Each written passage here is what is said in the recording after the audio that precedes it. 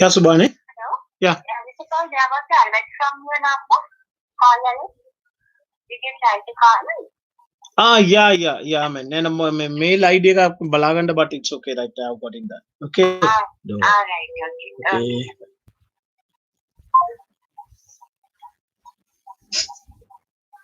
Oh.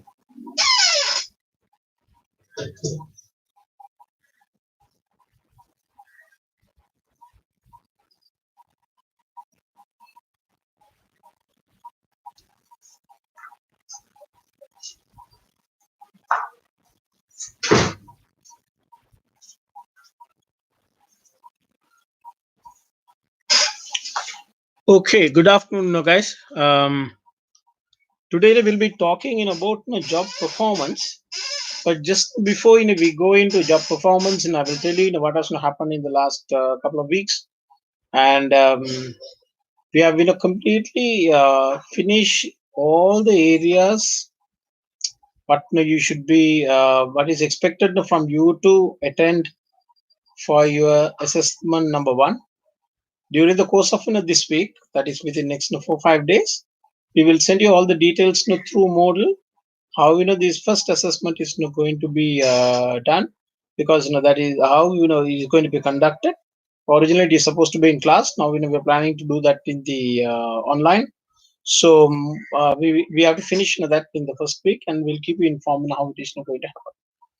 That is on the assignment, first assignment, or your first assessment is based on the first two lectures of the session, which we have finished some time back.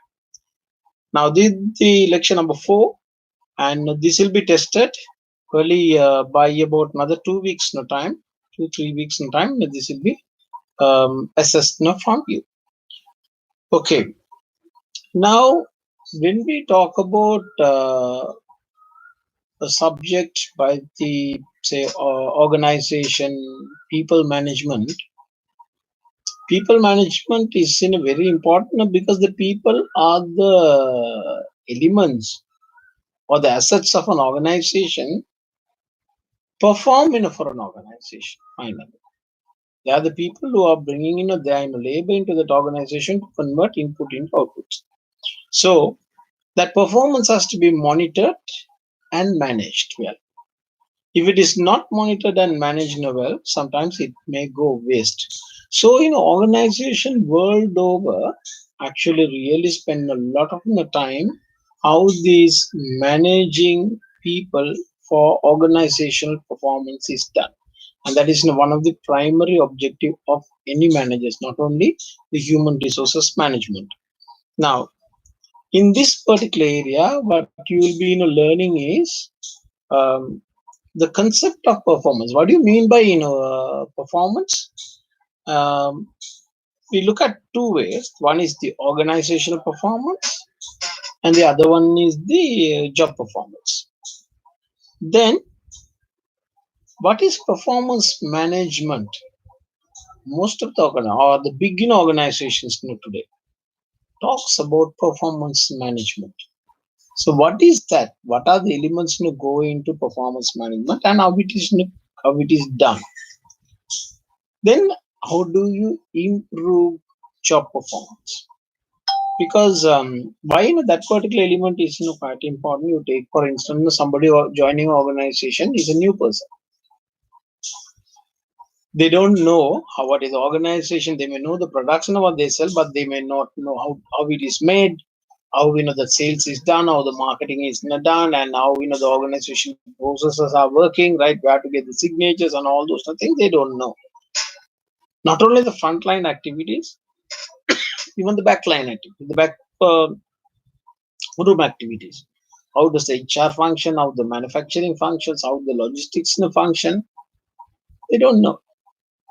So the company has to prepare these people to understand what is an organization is, and within what rules and regulations they have to perform.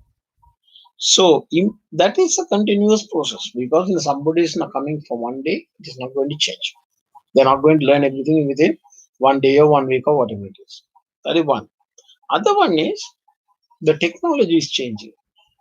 You may buy a new machinery. You may input a new software in your computers, or you may learn a new way of doing your sales and marketing plans, or you bring in a new strategy for your HR or manufacturing. All those things will be new. When you bring in a new knowledge or a new process, then you have to train or you have to talk about it to your staff for them to make train themselves, adapt to the new system or whatever it is to perform. Now, say you look at right how much now when you look at hospitals today. I mean, there are a lot of areas we are talking about coronavirus. So all the hospitals, right, which is treating all the centers which is treating coronavirus, those people would have been trained, and they have new system, right? If it is an average hospital, if people are just going and without a mask or without anything, when they're going and treating a patient in these hospitals, they're very well trained, they are being briefed, they are communicated and all those things, how they should dress, what is the type of behavior they should have. So the improvement of performance is a continuous process, a continuous activity in any organization or in any institute. Why? Because the systems are changing, the technology is changing, the market dynamics are changing, there are new products are coming in. So there will be a continuous change. Because of this continuous change, there is always improvement in the job performance is expected, and it is not desired. What do you mean by performance? Now here we talk about organization performance and we talk about job performance. What does that mean? The organizational performance, when we say it, is understood from a point of view whether the organization is whether organization is achieving its goals or not, or achieving its goals. The organization sets its goals, and they have the objective, they have the strategies and things like that. Take achieve current, there's a system what they plan. So according to that planning, whether they are achieving the um, organizational objectives or not. Now it includes its outcome achieved.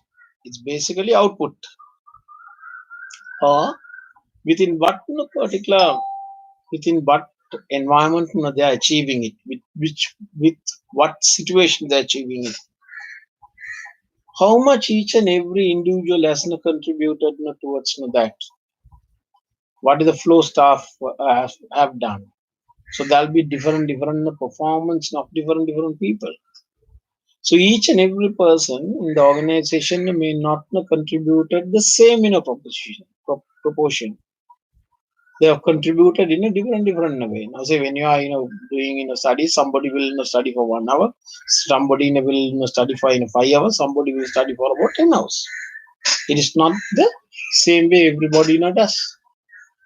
Right now, some people will pass the examination right now with flying colors, with say distinctions and credits and things like that. Some people will pass just with the basic passes.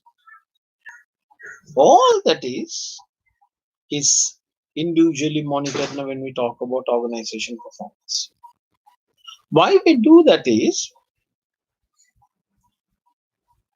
there is nothing called organizational performance without an individual's performance. Organization doesn't go and work; they don't perform on its own.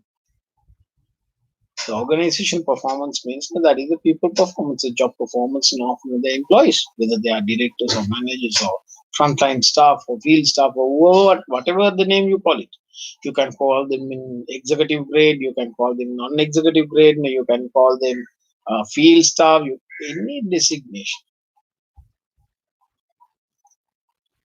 They each and everyone has to perform. The organization itself does not perform. any work, but its employees are performing their assigned work. So each and every person in this particular unit, right? You talk about um, people, say in a garment factory, we say the people who are in the floor, they stitch and iron and wash and things like that. There'll be people in the stores. They'll be packing, those things and loading into the trucks. There'll be drivers transporting that to ships. There'll be executives supervising, these people while they're working. There'll be marketing executives, they'll be calling in their, customers abroad and, say, these are the services what you provide, what are the products you have, what are the qualities you have, and things like that.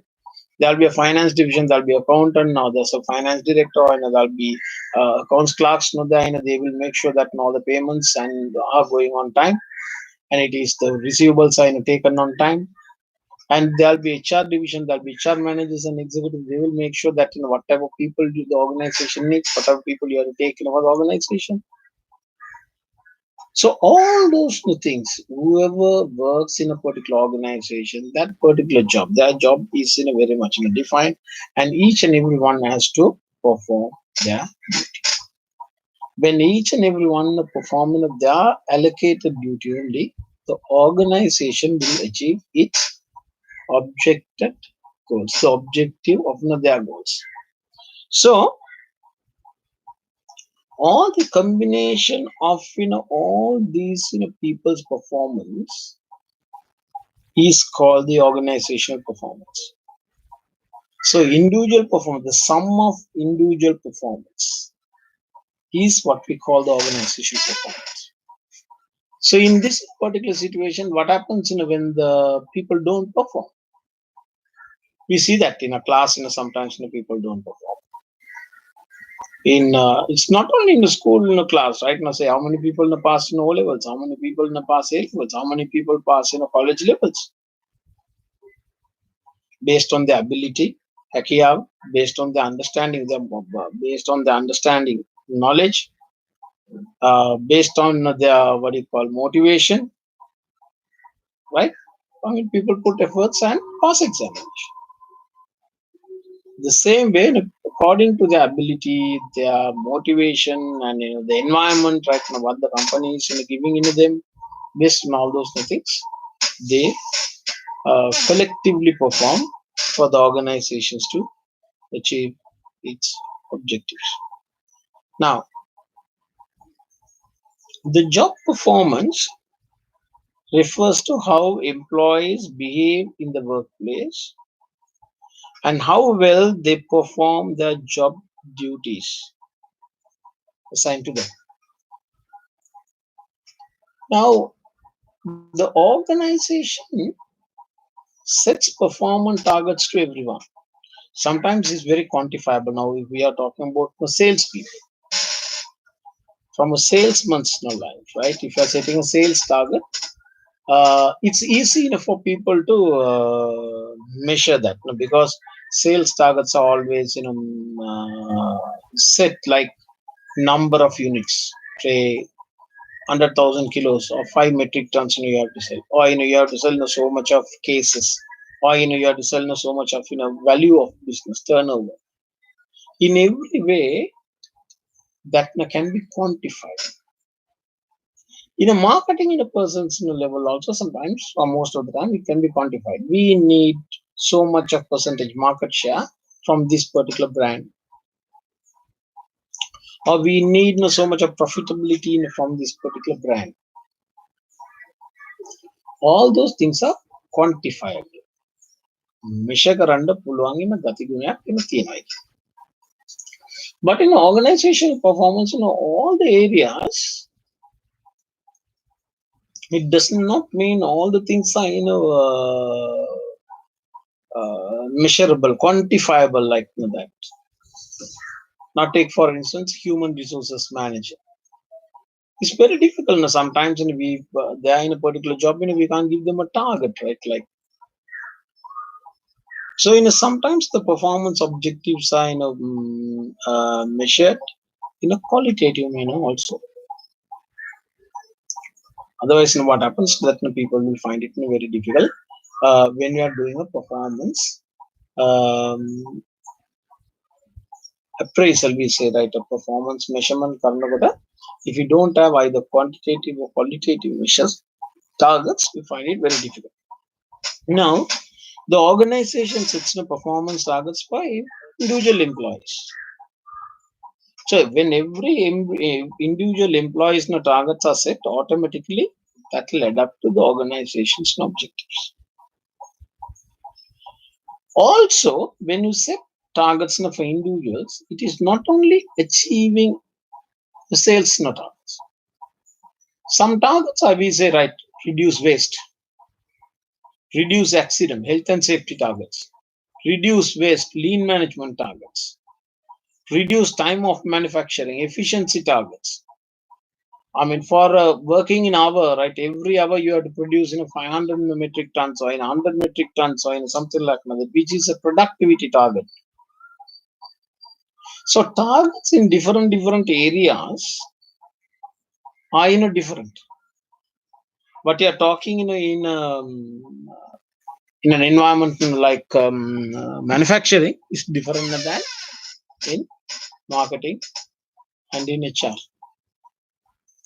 So that is how these targets are set, right? Now, for an individual, performance may refer to work effectiveness, how effectively work, quality, efficiency as the task level, quality in the sense it can be in a product quality. Efficiency in the task level, in the sense, now say if I am a person who is my job is you say taking photocopies. That is what my job. How many photocopies I take for a minute? Or if I'm say I'm there to manufacture soaps, within an hour how many units I manufacture? Within a year, within a day, how much I'm supposed to manufacture and how I am manufacturing, whether I have achieved the target or not. So it can be that is one, the efficiency and task level. Other one is quality. Quality, how do you check, right? Whether if I produce 100 units, how many defects are there? There may be permittable defects, say according to a company's processes and procedures. If my company say, right, every 100 pieces, there can be one defect. If there are two defects when they found, so that means it's not a efficient work. So when we talk about performance having a very vast dimensions in an organization. We can say measurable, we can say quantifiable, qualitative measurements. We some times we talk in certain things like KPIs, key performance indicators. All those things will come in within the job performance. Then look at how do you do job performance. Job performance is not a one-time activity that now I'm calling in the beginning of the year, everyone, and I'm going to tell them, yeah, look, this is the target now for you, this is the target for you, and this is what now we are going to measure, and send them to the factory or in a field or to work in HR or in somewhere. That is not what performance target is. Performance target is an ongoing process. It is a daily activity. It's not a once a year activity or not a once a month activity. What happens? It's a continuous communication in between a supervisor and his or her subordinate. A consistent communication in between the boss and the subordinate all the time. Why is that necessary? Why it happens throughout the year? And why it is necessary? Fundamentally, you evaluate, right? When you sit with your subordinate, you evaluate how much has been done. This is your target. This is what has been done. What are you going to do? So the subordinate, the goalie will come and tell you, look, this is the problem what we have. This is what we are trying to sort out. So performance management is not giving orders. It is always a conversation. It is always as a feedback. Performance management is always with a feedback. So the communication process includes, right, if a boss sits with the subordinates, the whole discussion includes what has been done, how much has been done, and how they have against the set objectives of the performance is, and re-identifying goals if you have not achieved. Then අපි මෙච්චර කාල දැන් සමානයක් වුණා, සමානයකට අපි target දාලා තියෙන නැත්නම් manufacture කරලා තියෙන එක අඩුයි. Right, numbers are අඩුයි. So මොකද කරන්නේ? ඊටු සමාන තුනක් තියෙනවා. What are you going to do? So planning like that. Setting objectives for every week. I'm a සමානෙටම right now for redefining the goals. And in some divisions, if the sales are, the production is down, some divisions are high. We inquire that with the divisions, what they have done special and what they have not done it, and share that experience with others. So when you're talking about performance management, is not just giving them a target and expecting people to perform. It's definitely not in that way. It is so much of very much of an interactive discussion, and the interactive discussions will give you that adequate feedback and the shortfalls and how to get the balanced things done. Now, the performance management I told you is a continuous process. It identifies a particular problem and it measures it. To what extent this problem is going to impact us. Then, developing the performance of individuals. How are you going to develop the performance of individuals? Now you say there will be 10 people working. Out of 10, 8 has achieved the target. Why in a 5 have achieved the target? Why not they are above the target? There are 3 people who are just average, thus just going in with the target. There are 2 people are lower than the target. They have not achieved. As a manager, what you do? I mean, these are questions in every sales manager will face in almost every day, right? So what do they do?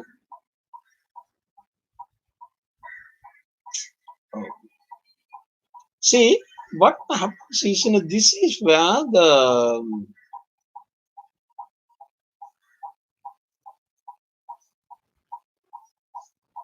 measuring comes, identifying and measuring comes. What happens now after 2 days? What happens now after 3 days? What happens now after one week? So what do we do on coronavirus issues? Every day we give an update. We monitor island-wide. The government have the facilities, or they have established that particular facility. Every week, every day, every hour, they maintain. How many new coronavirus cases, positive cases have come? How many suspicion or is on quarantine? That is one side of the story. How many people have been after the treatment they left, they cured and left? That is one side.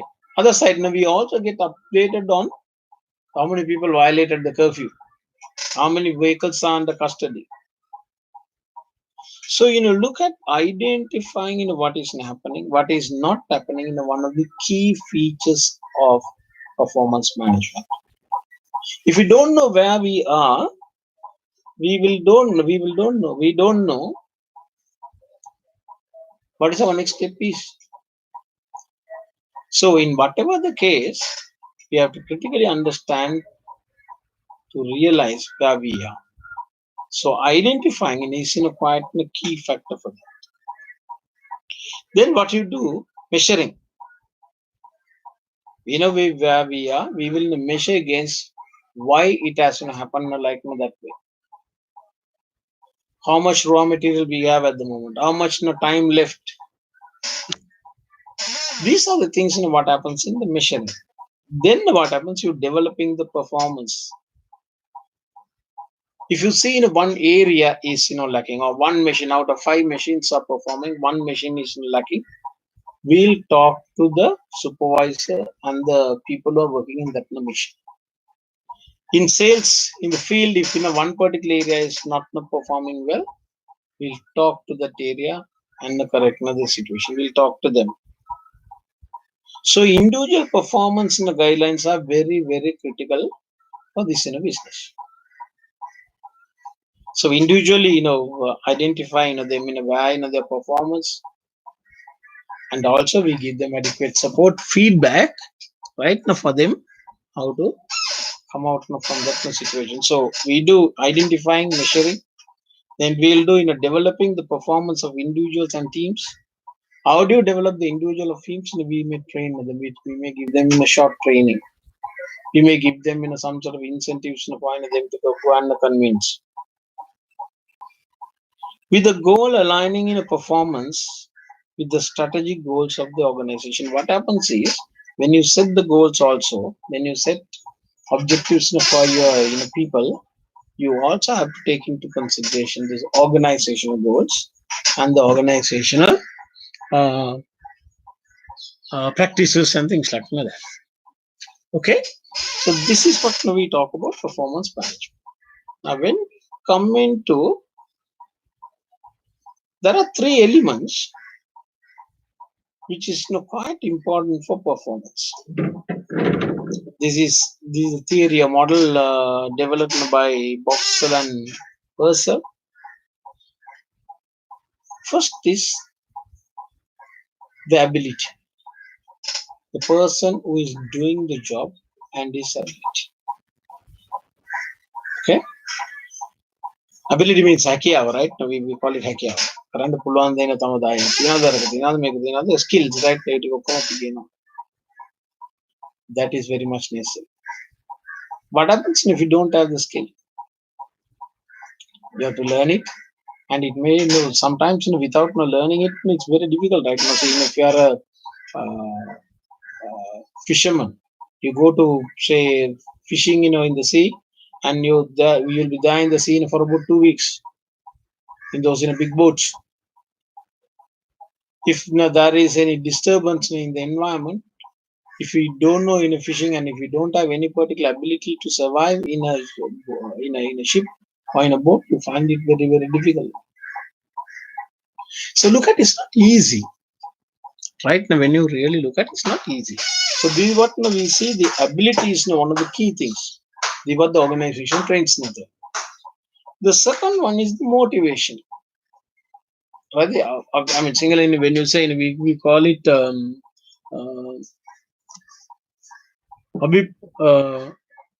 abhipray. Yeah, yeah, right. The motivation is, say the organization also can give you motivation. There is a self motivation also. You yourself can motivate yourself to achieve things. So second one is motivation. Third one is opportunity. Right? Ekata apita avasthavakina thiyena de ayatane. So me tunama ayatane washing, that organization has to give all these three things for the employee performance: ability, motivation, and opportunity. Ability thiyala anidega natangina tirmakna. Motivation thiyala ability, opportunity ga natang tirmakna. Ability, motivation opportunity ga natang apita ekata mugad me avasthavak natang ekata kijima tirmak. Then we look at in motivation two things before we go into any theories and things like that. We look at things. What is extrinsic motivation? What is intrinsic motivation? There are two ways of motivating people. One is extrinsic, other one is intrinsic.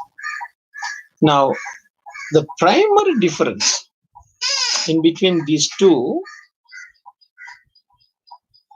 the motivation sometimes arises from outside. That is extrinsic motivation. Sometimes the motivation comes from inside. That is intrinsic motivation. Let's explain that, right?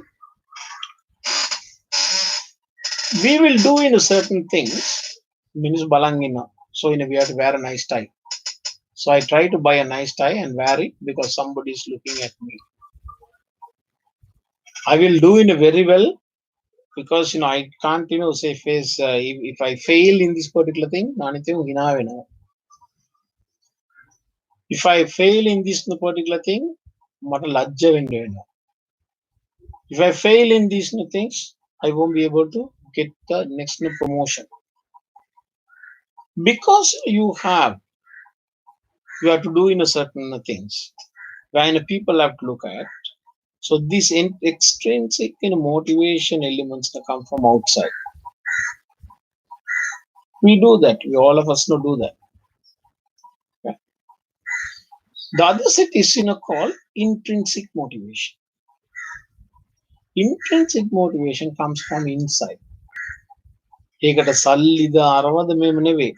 a satisfaction.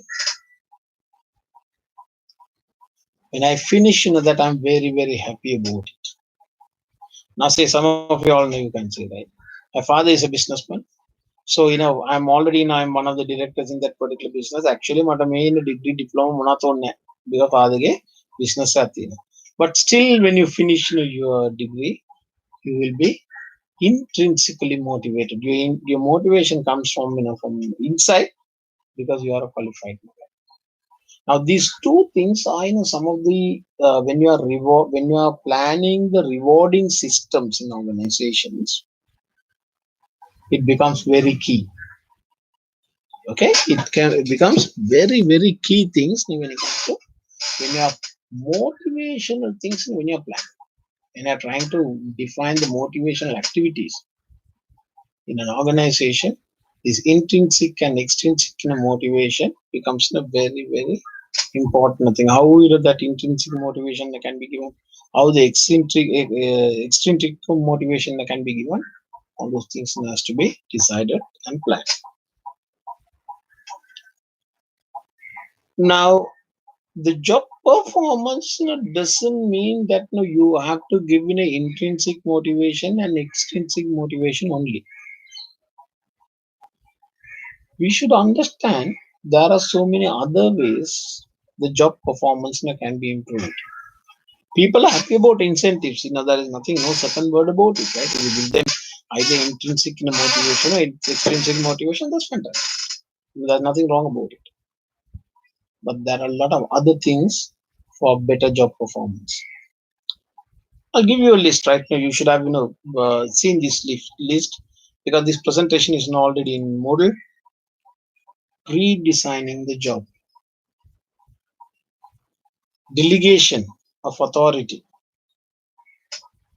empowering, autonomy, work organization, training, consultation, participation in decision making. Now, all these things are in simple words, right? Isn't it? Very simple words. But now let's look at what are the meaning for each and every things for here. I'll be doing this for another 4 minutes, right? Because I'll be finishing the class by 3:40. Class course number 3:40, and most probably day after tomorrow we'll have a session. After that session, we will have the first assessment. Okay. Now, what do you mean by job enlargement? It is a technique where increase the number of tasks. If somebody is not doing in a particular job, will increase that in the related areas. It's related to a certain job, right? In other words, right, in what we really mean is we increase the job scope in the same level. Why we do that is wedding in a job, but there are some people like to learn. If they look at the future, they think if I learn these things, I'll be in a much better position for promotion. I'll be in much better position to move to a company. I'll be in a much better position to talk to my clients. But that is the new job or the different scope or different task is going to give you more confidence of yourself, and it is going to give you more knowledge. That knowledge and confidence is quite good enough for your promotion and future career opportunities. So some people will really like this job enlargement. Scope of the job is enlarged. Another one what we talk about is job rotation. Is the job design wherein there is always increasing the scope. It's like in a job enlargement, but increase the scope, duties and responsibilities also in different areas. Somebody is in HR, we take right now you are doing an HR job, and we take you are an executive in HR, and we put them in marketing for about 6 months. We put the guy in sales for another 6 months. We generally don't do job rotation for all the people, but we will try out when you're trying out the people also in different divisions. This job rotation is ideal. What happens in job rotation is, if you are doing the same job, you are bored. For that type of people, we are giving different opportunities, different knowledge, different environments for them to perform. That is what we talk about job rotation. Then the third one, we talk about job enrichment. Actually, we give additional responsibilities of the higher ranking in positions. It's kind of a horizontal, what do you call a horizontal effort. I'm an executive. I'm not a manager yet. So my job, right? Your manager is going on leave or is going to be in another project. You are overlooking this part of that. What happens? That your value in the organization goes up. Your social status goes up. That you become a much more comfortable person in front of all the others. Others will think he's going to be the next boss, right? Because of that, those reasons, we do this job enrichment. Now, all these things are done for different reasons. That you should understand, right? It's all about job performance. Job performance or increasing of somebody's job performance doesn't come only with incentives and rewards. There are plenty of things we do. Okay. So I'll stop with that. We have another part of this presentation that I will do day after tomorrow most probably. I'll send you a note. What I prefer you all to do is go through all these presentations. I have sent some reading materials also, and very much and importantly, get ready for your assignments. Even though I ask you to send your formative assignments, take a try on that. I have not received anything. I'm quite sure that you will be very smart kids that want to straight away go into the summative assessment. That's fine with me. What we expect is the application knowledge. Be prepared for that, and also get ready for the next classes. People are not participating in these classes. Make sure that call your friends and say these classes are quite important and all the best to you all guys, and stay safe. Thank you very much.